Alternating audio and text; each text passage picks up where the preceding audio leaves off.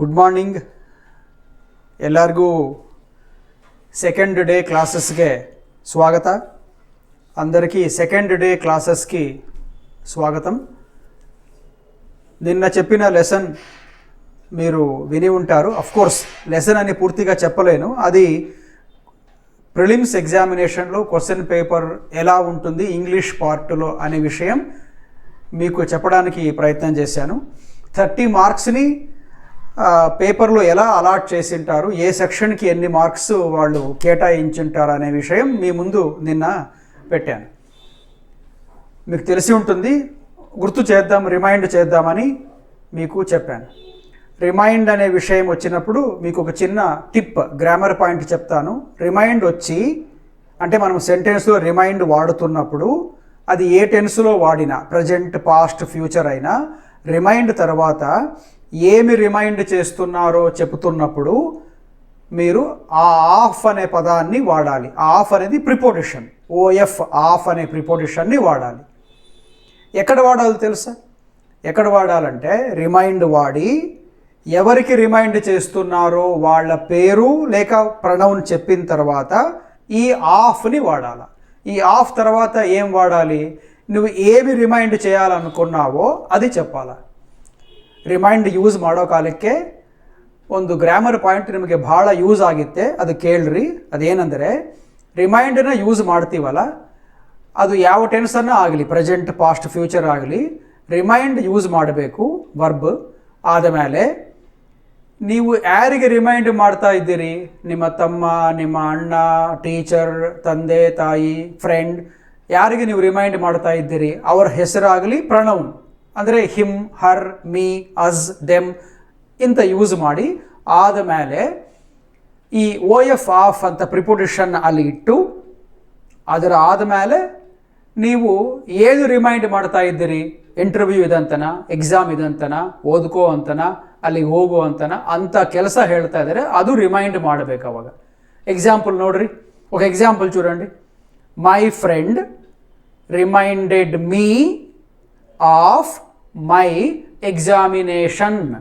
అర్థమైందా? రిమైండెడ్ వచ్చిందా? దాని తర్వాత ఎవరికి రిమైండ్ చేశాడు అతను? నాకు, అంటే మీ. నాకు ఏం రిమైండ్ చేశాడు అది చెప్పేలోగా ఆఫ్ రాసేసేయాలి. రిమైండెడ్ మీ ఆఫ్ ఏమిటి? My examination. నీకు ఎగ్జామినేషన్ ఉంది అని నా ఫ్రెండ్ నాకు గుర్తు చేశాడు. ఇంకో example, I remind my father of his appointment with the doctor. నేను మా తండ్రి గారికి మీరు ఈరోజు డాక్టర్ని కలవాలి, మీకు అపాయింట్మెంట్ ఉంది అని గుర్తు చేశాను. రిమైండ్ తర్వాత ఎవరికి రిమైండ్ చేశాను? మై ఫాదర్ రాసిన తర్వాత అప్పుడు ఆఫ్ రాసి ఏమి రిమైండ్ చేశాను? మీరు డాక్టర్ని కలవాలి, అపాయింట్మెంట్ ఇచ్చారైనా కలవాలి మనము అని గుర్తు చేశాను. చాలా ఇంపార్టెంట్ పాయింట్ ఇది. ఎస్ఎస్సి ఎగ్జామ్స్లో ప్రత్యేకించి ఎక్కువ కనపడుతున్న క్వశ్చన్ ఇది. రిమైండ్ తర్వాత ఆఫ్ని వాడాలి. ఎక్కడ వాడాలి, ఏ పదాల మధ్యలో ఆఫ్ని ఇన్సర్ట్ చేయాలని తెలుసుకో ఉండాలి. ಅರ್ಥమైందా? ಅರ್ಥವಾಗಿದೆ ಫ್ರೆಂಡ್ಸ್? ನಾವು ಇವತ್ತು ಲೆಸನ್ಗೆ ಬರೋಣ. ಬೋರ್ಡ್ ಮೇಲೆ ನೋಡ್ರಿ, ಬೋರ್ಡ್ మీద చూడండి, మీకు నౌన్స్ అనే ఒక టాపిక్ కనపడుతోంది కదా. నిన్న ఏమనుకున్నాము? నిన్న pattern of the question paper was discussed. Today we start with the basics in English. You know, parts of speech are the basic part in the English grammar section. Before I actually go into nouns, let me just remind you of your earlier lessons on parts of speech. What are parts of speech అని ఎవరైనా అడిగితే మీరు ఏం చెప్పాలి? చాలామంది మేము English నేర్చుకుంటున్నాము అంటారు, English క్లాసెస్కి వెళుతున్నాము అంటారు, కానీ కొన్ని చిన్న చిన్న బేసిక్ క్వశ్చన్స్కి వాళ్ళు సమాధానం చెప్పలేకపోతారు. ఉదాహరణ, గ్రామర్ అంటే ఏమి అన్నాము అనుకోండి, వాళ్ళు గ్రామర్ అంటే ఇంగ్లీష్ గ్రామర్ అంటుంటారు. అట్లా కాదు, గ్రామర్ అంటే డెఫినేషన్ ఉంటుంది కదా దానికి ఒకటి. అదేమిటి? గ్రామర్ అంటే రూల్స్ ఇన్ ఏ లాంగ్వేజ్, ఒక భాషలో ఉండే నియమాలనే గ్రామర్ అని పిలుస్తారు. ఏ భాషకైనా స్క్రిప్ట్ ఉంటే దానికి గ్రామర్ ఉంటుంది. ఆ గ్రామర్లో కొన్ని రూల్స్ ఉంటాయి, ఇందుకు ఆ రూల్స్నే గ్రామర్ అని పిలిచేది. తెలుగులో వ్యాకరణము అని అంటారు. So rules in a language, ఒక భాషలో ఉండే నియమాలని, నిబంధనలని, రూల్స్ని గ్రామర్ అని పిలుస్తారు. So what is English grammar అంటే, or what is grammar of English అంటే, rules in English language are called grammar of English. గుర్తుంటుందా? మీరు కనుక క్లాసులో కూర్చొని ఉంటే లైవ్గా ఇప్పుడు నా ముందు అడిగిండేవాడిని ఒక ఇద్దరు ముగ్గురిని, మీరు చెప్పండి ఇంకోసారి ఆ డెఫినేషన్ని అని. ఇప్పుడు మనము మీరు ఇండ్లలో అక్కడ ఉన్నారు, మేము ఇక్కడ ఈ గదిలో ఉంటున్నాం కాబట్టి మీకు మీరే ప్రశ్న వేసుకోండి. ఇప్పుడు సార్ చెప్పింది మాకు గుర్తుందా? మీరే ప్రశ్న వేసుకోవాలి. మరి వాట్ ఈజ్ ఇంగ్లీష్ గ్రామర్ అని మీరే సమాధానం కూడా చెప్పుకోవాలి. Rules in English language are called grammar of English అని గుర్తుపెట్టుకోండి. This is the best and also simplest definition. Best ఎందుకంటే this is given to us by the Oxford advanced learner's English dictionary. కాబట్టి దీనికి తిరుగు ఉండదు, బెస్ట్. సింపుల్గా కూడా ఉంది కదా, రూల్స్ ఇన్ ఇంగ్లీష్ లాంగ్వేజ్ అంతే. సరే, అట్లాగనే పార్ట్స్ ఆఫ్ స్పీచ్ అంటే ఏమి అంటే, చాలామంది వాటి పేర్లు చెప్పేస్తుంటారు, నౌన్ ప్రొనౌన్ అట్లా పేర్లు చెప్పుకుంటూ వెళతారు. ಹೆಸರಲ್ಲ ಕೇಳಿದ್ದು ನಾನು. ಪಾರ್ಟ್ಸ್ ಆಫ್ ಸ್ಪೀಚ್ ಅಂದರೆ ಏನು ನಿರ್ವಚನ, ಏನು ಡೆಫಿನೇಷನ್ ಅದಕ್ಕೆ ಅಂತ ಕೇಳ್ತಾ ಇರೋದು. ಪಾರ್ಟ್ಸ್ ಆಫ್ ಸ್ಪೀಚ್ ಅಂದರೆ ಹಿಂಗೆ ಹೇಳಬೇಕು, మీరు ఇలా చెప్పాలా, లేక మీరు ఇలా గుర్తుపెట్టుకో ఉండాలా. ఎలాగా? All English words are divided into 8 groups. These 8 groups are 8 parts of speech. చాలా ఈజీగా ఉంది కదా, సరళంగా సులభంగా ఉంది కదా. ఇంగ్లీష్ భాషలో ఉండే అన్ని పదాలని 8 భాగాలుగా వర్గీకరించి ఉంచారు. ఆ 8 వర్గాల పేర్లే, ఆ 8 భాగాల పేర్లే, ఇంగ్లీష్ భాషలో ఉండే ఆ 8 భాగాల పేర్లే ಭಾಷಾ ಭಾಗಾಲು, ಪಾರ್ಟ್ಸ್ ಆಫ್ ಸ್ಪೀಚ್. ಇಂಗ್ಲಿಷ್ನಲ್ಲಿರೋ ಎಲ್ಲ ಪದಗಳನ್ನು 8 ಭಾಗ ಮಾಡಿದ್ದಾರೆ. ಆ 8 ಭಾಗಗಳನ್ನೇ ನಾವು ಇವಾಗ ಪಾರ್ಟ್ಸ್ ಆಫ್ ಸ್ಪೀಚ್ ಅಂತ ಕರೆಯೋದು. ಭಾಗ ಅಂದರೆ ಪಾರ್ಟ್, ಸ್ಪೀಚ್ ಅಂದರೆ ಭಾಷೆ.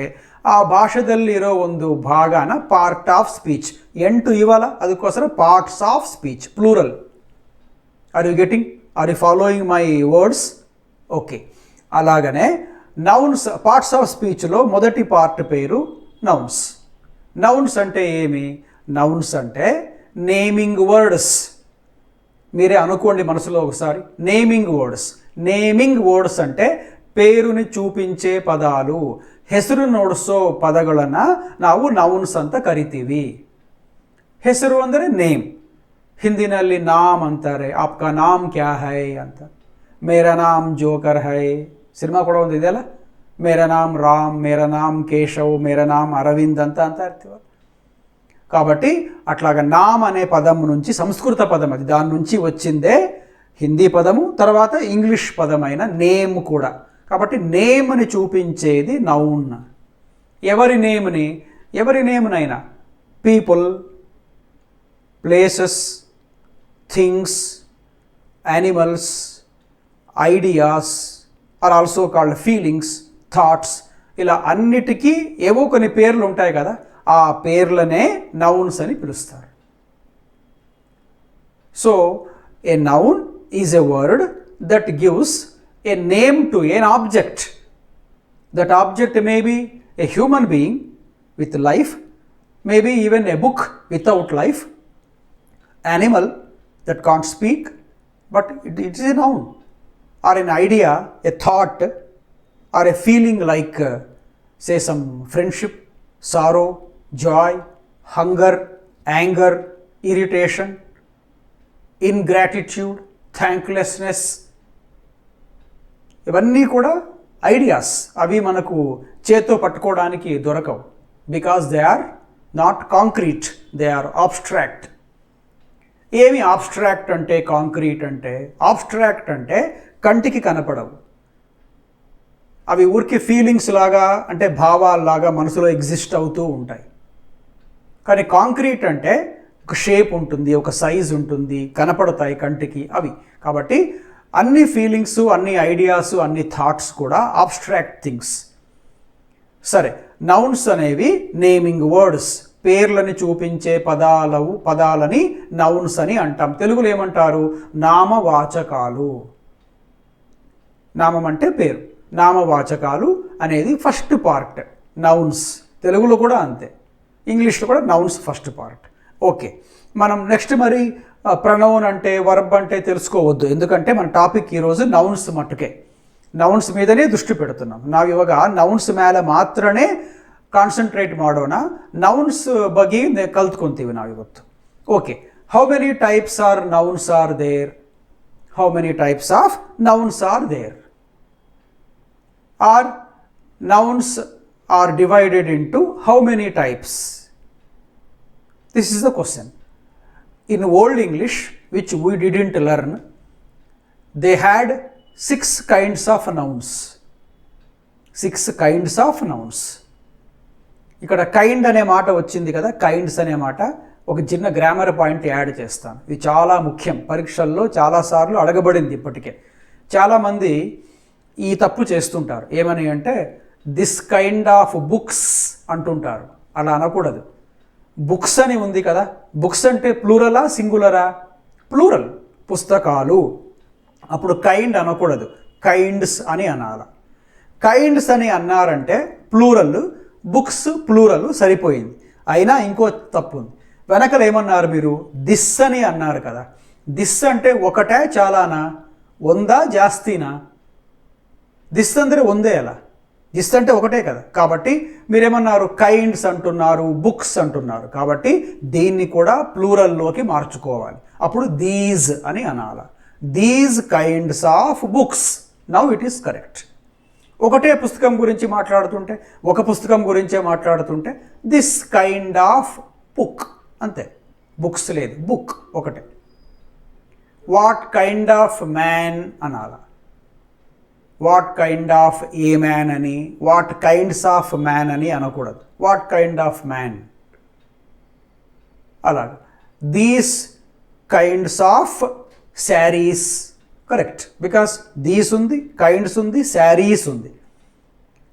These kinds of chairs correct, chairs ఉంది, కైండ్స్ ఉంది. గుర్తుపెట్టుకోండి, మీరు వాడే ఆబ్జెక్ట్ నంబర్ ఎలా ఉంటే దానికి అనుగుణంగా మీరు దీన్ని స్ట్రక్చర్ చేసుకోవాలి. మీ ఆబ్జెక్ట్ ప్లూరల్ అయితే దీస్ రావాలి, దోస్ రావాలి, కైండ్స్ రావాలి. మీ ఆబ్జెక్ట్ సింగులర్ అయితే చివరికి ఇక్కడ దిస్ రావాలి, దట్ రావాలి. ಕೈಂಡ್, ಎಸ್ లేకుండా kind. Can you remember it? ಗುರ್ತಿರ್ತಾ ನಿಮಗೆ? ನೆನಪಿಟ್ಕೊಂಡಿರ್ತೀರಾ? Right, let us move forward. Nouns అంటున్నాం కదా. నౌన్స్ అనేవి ఇంతకుముందు 6 టైప్స్ ఆఫ్ నౌన్స్గా ఓల్డ్ ఇంగ్లీష్లో చెప్పేవాళ్ళట. ఇప్పుడు చాలా పుస్తకాల్లో మీకు 4 కనపడతాయి.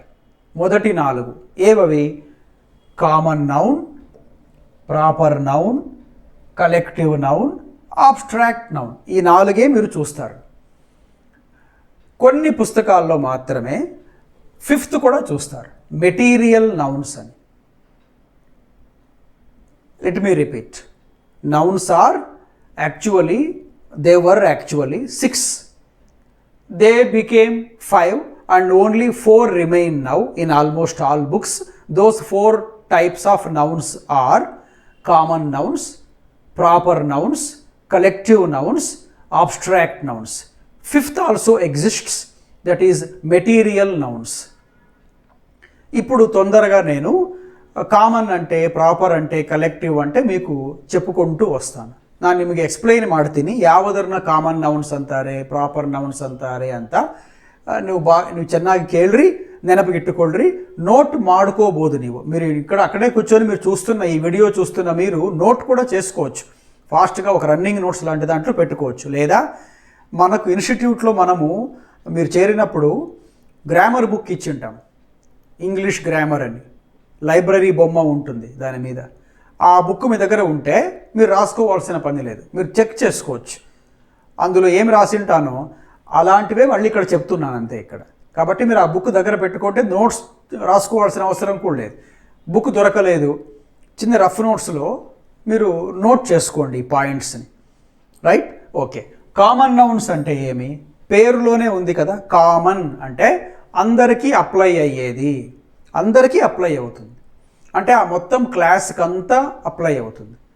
ఎలాగా మనం అంటుంటాం చూడండి, ఈ స్కూల్లో బాయ్స్ మంచి ర్యాంక్స్ తెచ్చుకుంటారు అని అన్నారు అనుకోండి.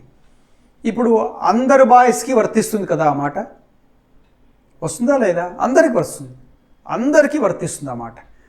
ఆ బాయ్స్లో కొందరు బాయ్స్కి మంచి ర్యాంక్స్ రాకపోవచ్చు, కానీ ఎప్పుడైతే బాయ్స్కి మంచి ర్యాంక్స్ వస్తాయి అనేస్తారో ర్యాంక్స్ రాని వాళ్ళని కూడా దీంట్లో కలిపేసుకున్నట్టే మనకు అర్థమైపోతుంది. అవునా? అలానే ఈ ఊర్లో ప్రజలు చాలా కష్టపడి పని చేస్తారు. People in this village are very hard working people, are they work very hard అని అన్నారు అనుకోండి. ఇప్పుడు ఆ ఊర్లో అందరూ కష్టపడే వాళ్ళే ఉంటారా? కొందరు సోమరులు ఉంటారు కదా. Some will be there who will be lazy, వాళ్ళు కూడా దీంట్లోకి వచ్చేస్తారు. దేంట్లోకి? పీపుల్ అనే మాటలోకి. ఎందుకు? We are not specific, we are not particular about any one person. మనం ఒక వ్యక్తి గురించి మాట్లాడట్లేదు, మొత్తం క్లాసుకి అంతా వర్తించేలాగా మాట్లాడుతున్నాం. ఇప్పుడు మనం అంటాం అనుకోండి, మనుషులంతా మంచివాళ్లే అని. నిజమా? కాదు కదా. ఎంతమంది చెడ్డవాళ్ళు లేరు? నిజానికి ఈ రోజుల్లో వాళ్ళే ఎక్కువ ఉన్నారు.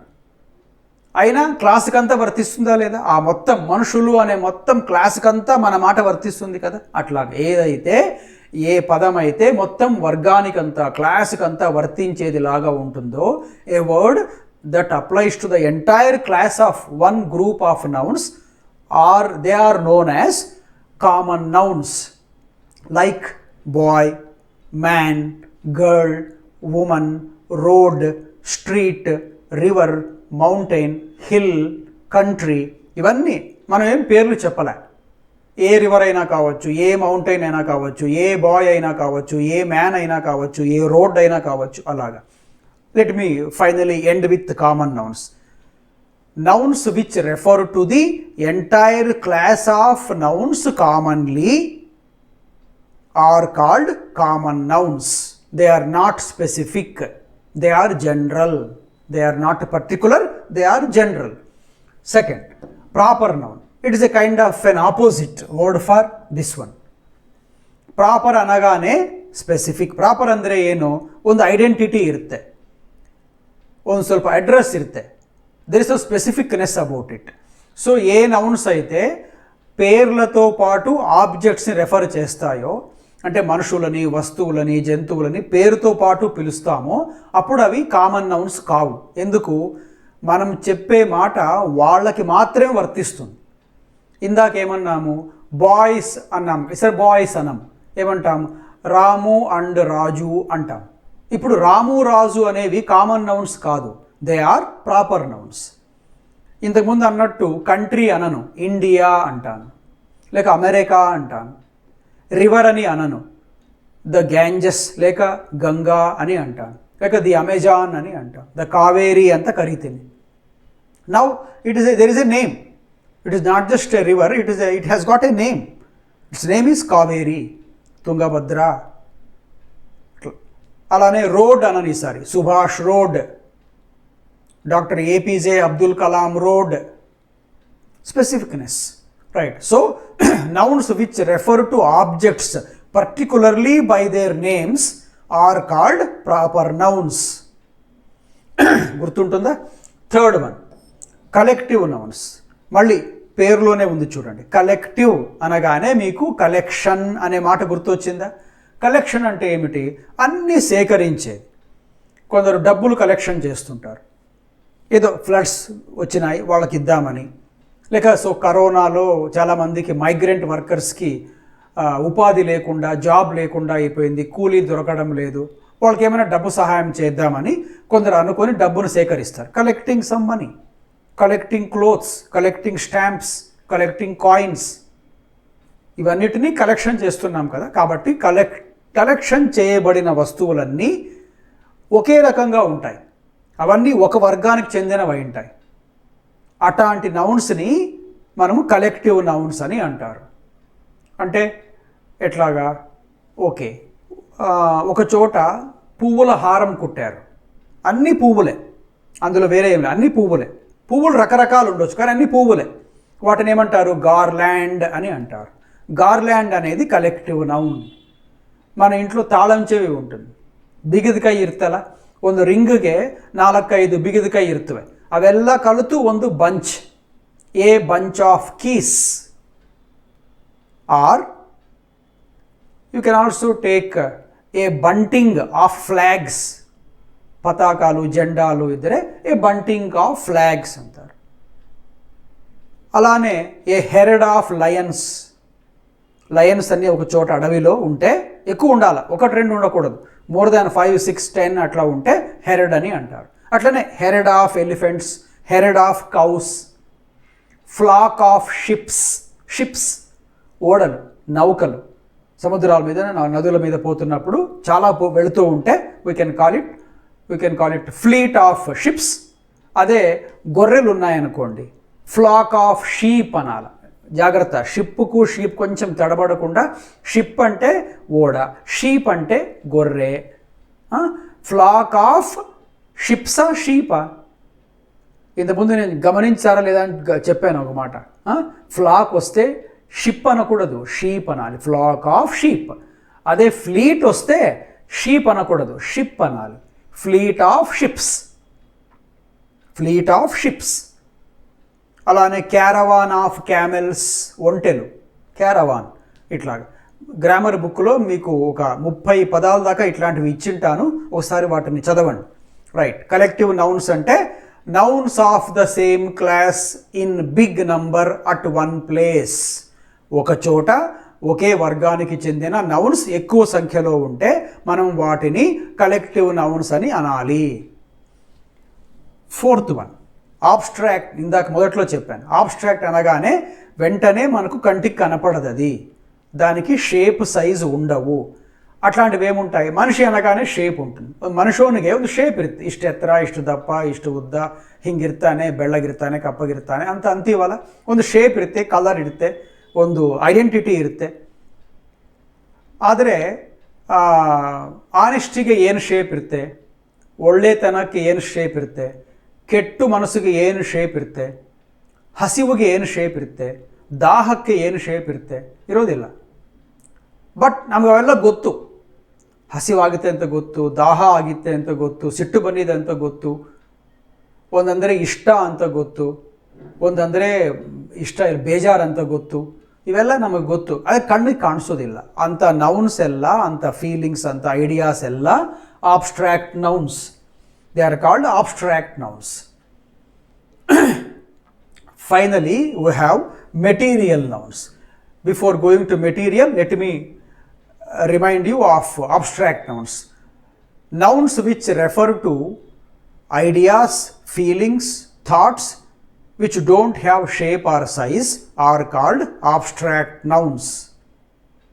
Freedom, friendship, goodness, character, intelligence, honesty, liberty, independence, sorrow, sadness అన్నీ అట్లాంటివి. చివరిది మెటీరియల్ నౌన్స్. మెటీరియల్ నౌన్స్ అనేటప్పటికీ మ్యాటర్తో చేయబడినవి. మనకు నేచర్లో we see say some wood, coal, diamond, rock, soil, even liquids like oil, milk, water ఇవన్నీ కూడా నేచర్లో దొరుకుతాయి కానీ అట్లే వాడుకోవడానికి కుదరకపోవచ్చు మనం వాటిని కొంచెం మార్చుకోవాల్సి ఉంటుంది. So those metals or materials available in nature with which something can be made are called material nouns. Oil దొరుకుతుంది అలానే వాడుకోలేము కదా it will be in crude state అందుకే క్రూడ్ ఆయిల్ అంటారు. దాన్ని మళ్ళీ రీఫైనరీస్లో రీఫైన్ చేస్తారు శుద్ధి ಮಾಡ್ತಾರೆ నూనె శుద్ధి కర్మాగారాలు చమురు శుద్ధి కర్మాగారాలు ఆ చమురు శుద్ధి అయిన తర్వాత పెట్రోల్ డీజిల్ కెరోసిన్ లాగా మనం వాడుకోవచ్చు. అలాగనే ఐరన్ అలాగనే gold silver all metals are material nouns. ఇది ఇప్పుడు దాదాపుగా చాలా పుస్తకాల్లో ఉండదు అయినా మీకు ఐడియా ఇస్తున్నాను. ఇంకొకటి ఫస్ట్లో చెప్పాను 6 ఉండేటివట గతంలో ఓల్డ్ ఇంగ్లీష్లో 6 నౌన్స్ ఉండేవట మనం చదవలేదు వాటిని అన్నారు కదా ఆ 6th నౌన్ పేరు చెప్పింటాను గుర్తుపెట్టుకోండి. Temporal nouns. టెంపోరల్ నౌన్స్ అంటే టైంని రెఫర్ చేసే నౌన్స్. టైం చెబుతుంటాయి. అంటే ఏమిటి? Second, minute, hour, day, night, yesterday, tomorrow, month, week, year ఇట్లాంటివి ఆర్ టైంని రెఫర్ చేసేవి. Those nouns which refer to measurements of time or periods of time were called temporal nouns. Of course, it doesn't exist now in the same form. Now they are called adverbs of time. Remember this point also, or make a note of it. Fine. Then so nouns ఎన్ని రకాలు ఉంటాయో నేర్చుకున్నాం. ఇప్పుడు మీరు చూస్తున్న video అక్కడ మీకు board మీద కొన్ని సెంటెన్సెస్ కనపడుతున్నాయి. అవేమంటే ఒక 8 సెంటెన్సెస్. ఇందులో నేను నౌన్స్ వచ్చే దగ్గరికి, నౌన్స్ ఉన్న చోట ఒక సెంటెన్స్లో 2 నౌన్స్ ఉన్నాయనుకోండి, ఆ 2 నౌన్స్లో లేక 3 నౌన్స్లో ఏదో ఒక నౌన్లో చిన్న తప్పు జరిగింటుంది. There will be an error in one of the nouns in a sentence. If there is only one noun in a sentence, there may be an error. Remember, there may not be an error. Gurtunda? May be an error, may not be an error in all these 8 sentences. I will read the first sentence. Remember, what are we now trying to do is, we have learnt what nouns are, we have learnt how many types of nouns are. Now we are going to learn how those nouns are, how these nouns are asked in the examinations. పరీక్షల్లో ఈ నౌన్స్ని ఎలా అడుగుతారు? ఊరికి తెలుసుకుని, definition తెలుసుకుని examples మనసులో పెట్టుకుంటే కుదరదు కదా. వాటిని పరీక్షల్లో ఎలా అడుగుతారు, మనం ఎలా వాటికి చెప్పాలి అనే దాని మీద మనం దృష్టి పెట్టి 8 క్వశ్చన్స్ని సాల్వ్ చేస్తున్నాం. చెప్తాను మీకు. ఒకవేళ మీరు ఇప్పటికే 8 క్వశ్చన్స్ చూసేసి ఉంటే మీరున్న చోట నుంచి, మీరు ఒకవేళ ఈ 8 సెంటెన్సెస్లో తప్పులు సరిగ్గా 8 వాటికి పట్టి ఇవి తప్పులు ఉన్నాయని చెప్పగలిగితే, కనీసం 7 చెప్పగలిగిన, 8కి 7 చెప్పగలిగిన, from here I can give you 10 marks. Even if you correctly identify the error in 7 out of 8 sentences, you can get 10 marks from me here. If you get 6, you will get 6 alone, not more than that.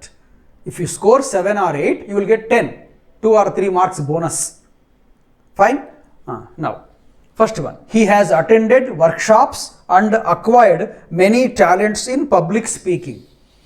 There are some 3 nouns or so. One is workshops, second talents, third public speaking. ఈ 3 నౌన్సే, ఈ 3 నౌన్సే. కానీ ఆ 3 నౌన్స్లో ఏ నౌన్లో error ఉంది? మీరు ఒకసారి ఒక నిమిషం ఆలోచించి ట్రై చేయండి. ఓకే, వర్క్షాప్స్లో తప్పుందా, టాలెంట్స్లోనా, పబ్లిక్ స్పీకింగ్లోనా అంటే వర్క్షాప్స్లో ఏమీ తప్పులేదు, సరిగ్గా ఉంది. వర్క్షాప్స్ అంటే ట్రైనింగ్ ఇచ్చే క్లాసెస్ని వర్క్షాప్స్ అనొచ్చు. రోజంతా ఉండొచ్చు, 2 days ఉండొచ్చు, కొన్ని గంటలు ఉండొచ్చు, వర్క్షాప్స్. ఆయన ఇక్కడ ఏమన్నా, మనము చాలా వర్క్షాప్స్కి వెళ్ళినట్టుగా చెప్పాలనుకున్నాం కాబట్టి వర్క్షాప్స్కి ఎస్ ఉండాలా, ఉంది, సరిపోయింది. Okay, this is fine. Second, public speaking అంటే ఏమి? 10 మంది ముందు మాట్లాడేది, భయం లేకుండా, ఒకడే కాకుండా 10 ಮಂದಿ ಮುಂದೆ ಧೈರ್ಯಂగా ಮಾತಾಡಿದೆ. 10 ಜನ ಮುಂದೆ ನಿಂತ್ಕೊಂಡು ಧೈರ್ಯವಾಗಿ ಮಾತಾಡಿದರೆ, ಏನು ಭಯಬೀಳದಾಗಿ ಫ್ರೀಯಾಗಿ ಮಾತಾಡಿದರೆ ಅದನ್ನು ಏನಂತಾರೆ? ಪಬ್ಲಿಕ್ ಸ್ಪೀಕಿಂಗ್ ಸ್ಕಿಲ್ಸ್ ಚೆನ್ನಾಗಿವೆ ಅಂತ ಅಂತಾರೆ. ಅಲ್ಲ, పబ్లిక్ స్పీకింగ్ అమ్మోది కూడా ಒಂದು నౌనే. అందులో ఏమైనా తప్పు ఉందా? పబ్లిక్స్ అని అనాలనా, పబ్లిక్ స్పీక్ అని అనాలనా? కాదు, public speaking is all one noun. It is also correct. Now, where is the error? The error is in the word talents. Talentsలో తప్పు. టాలెంట్ కూడా నౌనే కదా, ఎస్ పెట్టొచ్చు కదా, పెట్టొచ్చు, ఇక్కడ పెట్టకూడదు. ఈ సెంటెన్స్లో తప్పు. ఎందుకు అంటే మనం ఏమన్నాము? ఆయన చాలా వర్క్షాప్స్ అటెండ్ అయ్యి పబ్లిక్ స్పీకింగ్లో చాలా టాలెంట్స్ నేర్చుకున్నాడు అని చెప్పినాము. కాదు, టాలెంట్స్ నేర్చుకునేది కాదు, దట్ ఈజ్ న్యాచురల్, ఇప్పటికే మనలో ఉండిండాల. ఆల్మోస్ట్ మనం అంటుంటామే బై బర్త్ అని, ఇన్బార్న్, లోపలే ఉండాలి. బయట నుంచి వచ్చేదాన్ని టాలెంట్ అని అనకూడదు. మన లోపల ఇప్పటికే ఉన్నదాన్నే టాలెంట్ అనాలి. మరి ఇలా వర్క్షాప్స్ అటెండ్ అయ్యి క్లాసెస్కి వచ్చి పుస్తకాలు చదివి వాళ్ళని విని వీళ్ళని విని నేర్చుకునేది ఏమిటి అంటే టాలెంట్ కాదు, అది స్కిల్. కాబట్టి మనం ఏమి చేయాలి, టాలెంట్స్ అనే నౌన్ని స్కిల్స్ అనే ఇంకొక నౌన్తో రీప్లేస్ చేయాలి. అప్పుడు ఈ పార్ట్ తప్పు ఉందని తెలుస్తుంది. తెలిసిందా?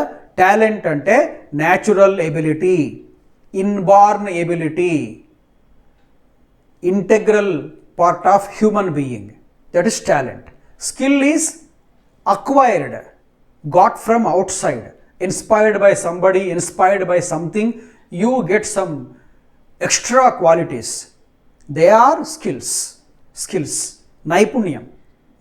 ఓకే, నౌ కాబట్టి టాలెంట్స్ బదులు మీరు ఏం పెట్టాలి, స్కిల్స్ అని పెట్టాలి. Right. Second question, the maid is cleaning the ground in the hall. ఇక్కడ 3 నౌన్స్ ఉన్నాయి మళ్ళీ, maid, ground, hall. Maid, ground, hall. ఇప్పుడు 3 దాంట్లలో తప్పెక్కడ ఉంది అంటే మెయిడ్ ఈజ్ ఓకే, అంటే పని మనిషి. సర్వెంట్ మెయిడ్ ఉంటే తప్పు అనుకోండి, సర్వెంట్ మెయిడ్ అనకూడదు ఈ రోజుల్లో, ఉత్త మెయిడ్ అనాలి. తర్వాత గ్రౌండ్, హాల్. ఇందులో హాల్లో ఏమీ తప్పు లేదు. In the hall, in the dining room, in the drawing room, in the bed room, in the kitchen అనొచ్చు. కాబట్టి హాల్ తప్పు లేదు. తప్పు ఎక్కడుంది అంటే గ్రౌండ్ అనేది అక్కడ తప్పు ఉంది. గ్రౌండ్ తప్పు ఎందుకు అంటే గ్రౌండ్ బదులు అక్కడ ఫ్లోర్ అని ఉండాలి. ఎందుకు అట్లాగా అంటే బయట ఓపెన్గా ఉండే అర్త్ని మనం రెఫర్ చేస్తుంటే అప్పుడు గ్రౌండ్ అనాల. కానీ ఒక గదిలో ఉండే కింది భాగాన్ని గురించి మాట్లాడుతుంటే, నేలని గురించి మాట్లాడుతుంటే, ಒಂದು ರೂಮ್ನಲ್ಲಿರೋ ನೆಲದ ಗುరించి ನಾವು ಮಾತಾಡ್ತಾ ಇದ್ದರೆ, ಆ ನೆಲದ ಬಗ್ಗೆಗೆ ನಾವು ಮಾತಾಡ್ತಾ ಇದ್ದರೆ ನಾವು ಅದನ್ನು ಗ್ರೌಂಡ್ ಅನ್ಕೂಡದು, ಫ್ಲೋರ್ ಅಂತ ಅನ್ನಬೇಕು. ಗ್ರೌಂಡ್ ಅಂದರೆ ಯಾತರು ಹೊರಗೆ ನಾವು ಕ್ರಿಕೆಟ್ ಆಡ್ತಾ ಇರ್ತೀವಿ, ಪ್ಲೇ ಗ್ರೌಂಡ್ ಅಂತೀವಲ್ಲ, ಗ್ರೌಂಡ್ ವಾಟರ್ ಅಂತೀವಲ್ಲ, ಹೊರಗೆ ಓಪನ್ ಏರ್ ಅಂಥ ಕಡೆ ಇದ್ದರೆ ಅದು ಗ್ರೌಂಡ್. ಮನೆಯಲ್ಲಿ ಇದ್ದರೆ, ಒಂದು ರೂಮ್ನಲ್ಲಿ ಇದ್ದರೆ, ಅಡುಗೆ ಮನೆಯಲ್ಲಿ, ಬಾತ್ರೂಮ್ನಲ್ಲಿ, ಹಾಲ್ನಲ್ಲಿ ಇದ್ದರೆ ಅದನ್ನು ಫ್ಲೋರ್ ಅಂತಲೇ ಅನ್ನಬೇಕು.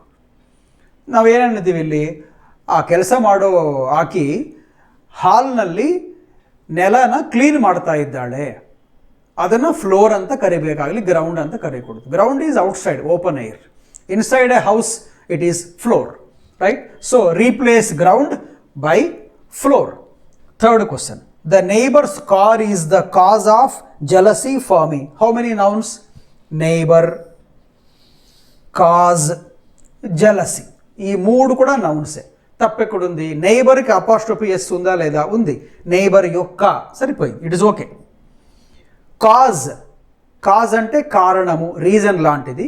కాజ్ పక్కన ఆఫ్ రావాలి, వచ్చింది. సో కాజ్ కూడా కరెక్టే. జలసీ అనేది కూడా నౌనే. అంటే ఏమి? అసూయ. తప్ప అది? తప్పే. ఇక్కడ తప్పే, జలసీ ఉన్నా కూడా తప్పే జీవితంలో. కాబట్టి జలసీ అంటే అసూయ. మరి ఎందుకు ఇట్లాగా అంటే తప్పెందుకు అవుతుంది అంటే మన దగ్గర ఉన్నది ఇతరుల దగ్గర కూడా ఉందనుకోండి, మనకు పెద్ద బాధ ఉండదు. కానీ మన దగ్గర లేదు, ఇతరుల దగ్గర ఉన్నదనుకోండి, మనం కొంచెం ఈర్ష్య అవి కలుగుతుంది కదా. దానిని జలసీ అనకూడదు. We should say envy. Don't think non-vegetarian. It is not NV letters. It is ENVY.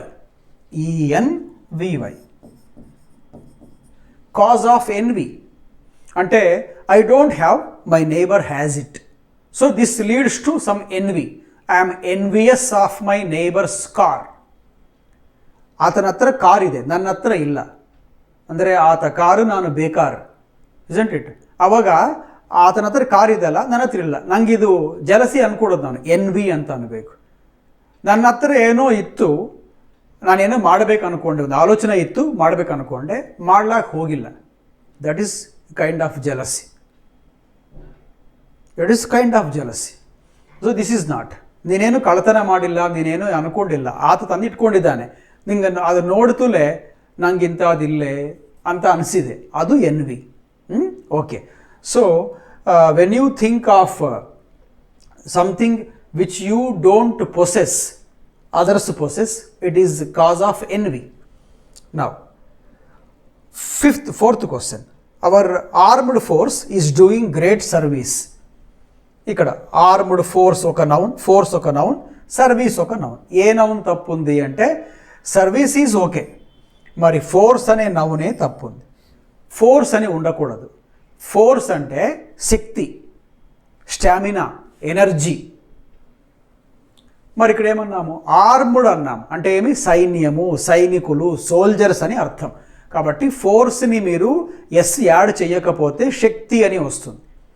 పలానా ఆహారం తింటే శక్తి వస్తుంది, మాటల్లో చాలా ఫోర్స్ ఉంది అన్నప్పుడు అది శక్తి.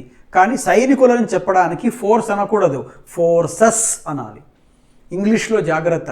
కొన్ని ಪದಾలు ఎలా ఉంటాయంటే ಸ್ವಲ್ಪ ವರ್ಡ್ಸ್ ಹೆಂಗಿರ್ತು ಅಂದರೆ ನೀವು ಪ್ಲೂರಲ್ಲಾಗಿ ತೊಗೊಂಡ್ರೆ ಅದಕ್ಕೆ ಬೇರೆ ಮೀನಿಂಗ್, సింగులర్ನಾಗಿ ತೊಗೊಂಡ್ರೆ ಅದಕ್ಕೆ ಇನ್ನೊಂದು ಮೀನಿಂಗ್ ಬರ್ತಾ ಇರುತ್ತೆ. మీరు సింగులర్గా వాడితే ఒక మీనింగ్, బహువచనం ప్లూరల్గా వాడితే మరో మీనింగ్ వస్తుంటుంది. కాబట్టి ఫోర్సెస్ అంటే soldiers, military soldiers, army soldiers అని అంత అర్థం. ఊరికే ఫోర్స్ అంటే శక్తి, స్టామినా ఇన్ ఏ బాడీ.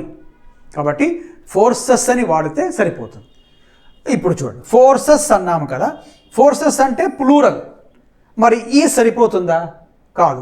అది కూడా మార్చుకొని ఆర్ అని పెట్టుకోవాలి. ARER అని రాయాలి. Our armed forces are doing great service to our motherland. Fine. Now comes 6th one. She takes pain to bring her children up. Pain అనేది ఒక noun, children అనేది ఒక నౌను. రెండిట్లో ఏదో ఒక తప్పు ఉంటుంది. చిల్డ్రన్ తప్పు లేదు, ఎందుకంటే ఒక స్త్రీకి 2 పిల్లలు ఉండొచ్చు, 3 ఉండొచ్చు, అందులో తప్పు లేదు. మన స్పెల్లింగ్ కూడా సరిగ్గా రాసాం, CHILDREN. కొందరు చిల్డ్రన్స్ అని ఉండాలేమో అనుకుంటారు. కాదు, చైల్డ్ అనేది సింగులర్, చిల్డ్రన్ అనేది ప్లూరల్. మనం ఇక్కడ చిల్డ్రన్ అనే వాడాం. ఎస్ పెడితే తప్పయిండేది. ఎస్ ఇట్టిద్ದರೆ ಅದು ರಾಂಗ್ ಆಗಿರೋದು. ನಾವು ಎಸ್ ಇಟ್ಟಿಲ್ಲ. So it is okay, don't try to correct it is already correct. So children ఉండాలి. తప్పెక్కడుంది? పెయిన్ దగ్గర ఉంది. పెయిన్ అంటే ఏమి? పెయిన్ ಅಂದರೆ ಏನು? ನೋವು. ಮತ್ತೆ సరిగోగిత్తల అల్ల. మళ్ళీ ఇంగ్లీష్లో పెయిన్కి ఎస్ పెడితే ఒక అర్థము, ఎస్ పెట్టకపోతే మరో అర్థం. ఎస్ లేకుండా పెయిన్ అంటే నొప్పి, కింద పడతాము, నొప్పి వేస్తుంది. బాడీ పెయిన్ అంటుంటాం. చాలామంది అంటుంటారు బాడీ పెయిన్స్ అంటుంటారు. అన్నిసార్లు కరెక్ట్ కాదు అది. పెయిన్ అంటే ఫిజికల్. కానీ పెయిన్స్ అంటే ఏం తెలుసా? పెయిన్స్ అంటే not just some uncomfortable feeling, but care, anxiety, worry, responsibility, ఇవన్నిటినీ కలిపి పెయిన్స్ అని అనాలి. తల్లి పిల్లల్ని పెంచి పెద్ద చేసే ఆ టైంలో చాలా సమస్యలు ఎదుర్కోవాల్సి వస్తుంది. పిల్లలు చాలా ఇబ్బంది పెడుతుంటారు. అన్నిటినీ మౌనంగా భరించాల, ఓపికగా భరించాల. అన్నిటినీ అలా అనుకుంటూ భరిస్తూ ఆమె చాలా జాగ్రత్తలు తీసుకుంటూ, తాను కూడా జాగ్రత్తగా ఉంటూ, పిల్లల్ని కూడా జాగ్రత్తగా ఉంచుకుంటూ, వాళ్ళు ఎక్కడ అటు ఇటు తిరగకుండా, ఎండ వాన గాలికి తిరగకుండా, లేక ఏమైనా అల్లరి చిల్లరి పనులు చేయకుండా వాళ్ళని జాగ్రత్త తీసుకుంటున్నాం కదా. అలా తీసుకోవడాన్ని, చాలా కేర్ తీసుకోవడాన్ని పెయిన్స్ అని అనాలి. మనం కూడా ఏదైనా పని చేయడానికి చాలా శ్రమకు లోనవుతుంటే, మనకు టైం కేటాయిస్తున్నాము, ఎనర్జీ కేటాయిస్తున్నాము, ఎంత ఖర్చు అవుతుంది చాలా, అప్పుడంతా పెయిన్స్ అనాలి. The teacher took pains to explain the crucial point in the lesson. చాలా శ్రమ తీసుకొని ఆయన ఎక్స్ప్లెయిన్ చేశారు అని అర్థం. సో నిజంగా నొప్పి అయితే పెయిన్ అనండి. చాలా శ్రమ, యాంగ్జైటీ, వర్రీ, కేర్ ఇవన్నీ ఉంటే అప్పుడు పెయిన్స్ అనండి. ఇంకొక మాట, వర్డ్ కాంబినేషన్. టేక్ అనే మాట వచ్చింది కదా, టేక్. ఒకసారి పరీక్షల్లో పెయిన్స్ అని ఇస్తాడు, పెయిన్స్ అని ఇస్తాడు. టేక్స్ బదులు వేరే పదం ఇచ్చింటాడు. కాదు, టేక్స్ అనే ఉండాలి. Takes pains is a word combination. Taking pains, take pains, took pains is a word combination, collocation, right? Okay. So pains అనే ఉండాలి ఇక్కడ, ఎస్ ఉండాలి. Last but one. A friend of my wife came to meet me for help. చాలా ఈ 2 క్వశ్చన్స్ని కావాలని మీకు present చేస్తున్నాను. 7 and 8 చాలామంది తప్పు చేసింటారు ఇక్కడ. ఏ ఫ్రెండ్ ఆఫ్ మై వైఫ్ అని అనకూడదు, మై వైఫ్స్ అని అపాస్ట్రఫీ పెట్టాలి. ఎందుకు అలాగా అంటే, ఎప్పుడైనా ఆర్టికల్ నుండి, ఆర్టికల్ ఏ లాంటి ఆర్టికల్ తర్వాత ఒక నౌన్ ఉండి, ఫ్రెండ్ ఇక్కడ, తర్వాత ఆఫ్ ఉండి, తర్వాత ఇంకొక నౌన్ ఉంటే మీరు సెకండ్ నౌన్కి అపాస్ట్రఫీ పెట్టాలి. ఇప్పుడు చూడండి, ఫ్రెండ్ ఒక నౌన్, ఆర్టికల్ ఏ ఉంది, ఫ్రెండ్ ఒక నౌను, తర్వాత ఆఫ్ ప్రిపోజిషన్ ఉంది, తర్వాత వైఫ్ అనే ఇంకొక నౌన్ ఉంది. ఏమనుకున్నాము, ఇట్లాంటి స్ట్రక్చర్ సబ్జెక్ట్గా వచ్చినప్పుడు, బాగా గుర్తుపెట్టుకోండి, ఇట్లాంటి స్ట్రక్చర్ సబ్జెక్ట్గా వాక్యాల్లో వచ్చినప్పుడు మనం సెకండ్ నౌన్కి పొసెసివ్ కేస్ ఇవ్వాలి. పొసెసివ్ కేస్ అంటే అపాస్ట్రఫీ ఎస్ యాడ్ చేయాలి. వైఫ్ అపాస్ట్రఫీ ఎస్ అంటే అప్పుడు ఏమవుతుంది, a friend of my wife's, my wife యొక్క అంటే నా వైఫ్ యొక్క ఫ్రెండ్ ఏం చేశాడు ఆయన, came to meet me for help, అట్లా సహాయం కోసం వచ్చాడు. కాబట్టి గుర్తుపెట్టుకోండి, ఈ స్ట్రక్చర్తో సబ్జెక్ట్గా వస్తున్నప్పుడు మనం సెకండ్ నౌన్కి పొసెసివ్ కేసుని ఇవ్వాలి. అదే ఆబ్జెక్ట్గా వస్తే ఎలా ఉంటుంది, సబ్జెక్ట్గా వస్తే సెకండ్ నౌన్కి అపాస్ట్రఫీ, ఆబ్జెక్ట్గా వస్తే అది గమనించండి. He boasts of improving the military power of the countries. Military power ఒక నౌన్, ఆఫ్ ఇక్కడ వచ్చినట్టుగా ప్రిపోజిషన్, మరి కంట్రీ అనేది ఒక నౌన్. ఇప్పుడు తప్ప అది సరిపోతుంది కదా ఇక్కడ అంటే కాదు. ఇక్కడ this is not the subject of the sentence, countries is not the subject of sentence, it is rather the object of the సెంటెన్స్గా మనం చెప్పొచ్చు. మనం military power of the country అని ఉండాలి. ఆబ్జెక్ట్గా వాడబడినప్పుడు ఈ అపాస్ట్రఫీ ఎస్ వాడకూడదు. కంట్రీ దగ్గరే అంటే ఆబ్జెక్ట్ దగ్గరే ఆగిపోవాలి. No possessive case is required. ఇక్కడ సబ్జెక్ట్ వచ్చి హీ, మిలిటరీ పవర్ కాదు సబ్జెక్ట్, అక్కడ సబ్జెక్ట్ వచ్చి హీ. ఇక్కడ సబ్జెక్టే a friend of my wife కాబట్టి ఆ వైఫ్కి ఎస్ పెట్టాం. ఇక్కడ ఆబ్జెక్ట్గా వస్తుంది కాబట్టి అపాస్ట్రఫీ తీసేసి వాడాలి, అందుకని కంట్రీ చాలు. He boasts of improving the military power of the country, military power of India, military power of America, ఇంతే. అమెరికాస్, ఇండియాస్ అని అనకూడదు. లాస్ట్ పాయింట్ చెప్పి ఈరోజు క్లాస్ ఆపేస్తాను. ఎప్పుడైనా బోస్ట్స్ అనే మాట వస్తే గొప్పలు చెప్పుకోవడము, బోస్టెడ్ అయినా, బోస్ట్ అయినా, విల్ బోస్ట్ అయినా, బోస్ట్ తర్వాత ఏమి గురించి గొప్పలు చెప్పుకుంటున్నాడు, తన గురించి తాను చెప్పుకుంటున్నాడా లేక ఇంకోటి ఏదో చేస్తానని గొప్పలు చెప్పుకుంటున్నాడా వచ్చినప్పుడు బోస్ట్ తర్వాత ಪ್ರಿಪೋಸಿಷನ್ ಓಎಫ್ ಆಫ್ పెట్టాలి. ಎಕ್ಸಾಮ್ಸ್ನಲ್ಲಿ ಓ-ಡಬಲ್-ಎಫ್ ಆಫ್ ಕೊಡ್ತಾನೆ, ವಿತ್ ಕೊಡ್ತಾನೆ, ಇಲ್ಲದ್ರೆ ಅಟ್ಟು ಕೊಡ್ತಾನೆ. No, O F is the only word after boasts. ఈ 8 క్వశ్చన్స్కి ఎక్స్ప్లెయిన్ చేశాం కదా రీజన్స్ ఎక్కడ తప్పులు ఉన్నాయో అని. ఈ అన్నిటినీ ఒకసారి మీరు నా క్లాస్ అయిపోయిన తర్వాత ఒక 10 ನಿಮಿಷాల ಸೇಪ್ ಕೂಚೋನಿ ಅಂತಾ ఒకసారి ಗುರ್ತು చేసుకోండి. ನೆನಪಿಗೆ ಮಾಡ್ಕೊಳ್ಳ್ರಿ. ನಿಮಗೆ ಮತ್ತೆ ಚೆನ್ನಾಗಿ ಗುರ್ತಿರುತ್ತೆ. ನೋಟ್ ಕೂಡ ಮಾಡ್ಕೋಬಹುದು ನಿಮ್ಮ ನೋಟ್ಸ್ನಲ್ಲಿ.